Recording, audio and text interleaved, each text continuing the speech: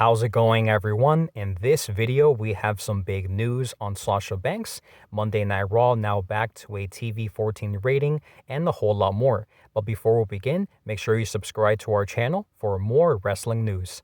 Alright guys, so for our first story of today, we have some big news on Big E's new role in WWE while he recovers from his neck injury. So during a recent interview with ESPN, Big E revealed that he will be joining the WWE recruitment team for the company's upcoming tryouts during SummerSlam weekend, which begin on July 27th. In addition, if everything goes well, it's likely that he will continue to work in this role until he is medically cleared to compete again.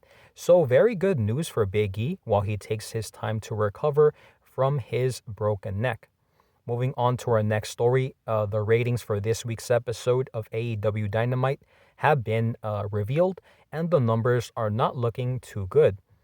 Because according to Brandon Thurston of WrestleNomics, this week's special episode of AEW Dynamite Fyter Fest drew 942,000 viewers and a .32 in the key demo rating, which are both down from last week's episode. Which is pretty surprising to me just because this week's episode had a loaded card with a bunch of very good matches, but obviously not that many people were interested in checking out this week's episode, which is a shame in my opinion, but hopefully they will bounce back and get a better rating for next week's show. Next, we have some big news on WWE finally ending the PG era for Monday Night Raw. According to Andrew Zarian of the Madman Wrestling Podcast, he reported on Twitter that starting July 18th, WWE Raw will have a TV-14 rating. Moving forward on the USA Network, the PG era is over. And in my opinion, guys, I think WWE going back to TV-14 will be very interesting because over the last few years, WWE has been catering to a much younger audience when it comes to their storylines and things like that. And so I'm very excited to see what they have in store for Monday Night Raw with the change in the TV rating moving forward.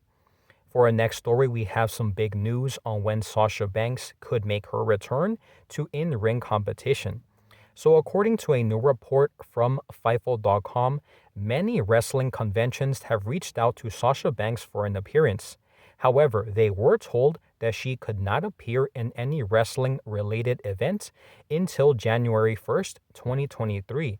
So in my opinion, guys, it looks like Sasha Banks has a non-compete clause with WWE that is possibly longer than 3 months, which means that if she has any plans to wrestle for another wrestling company, like AEW for example, it won't be until next year.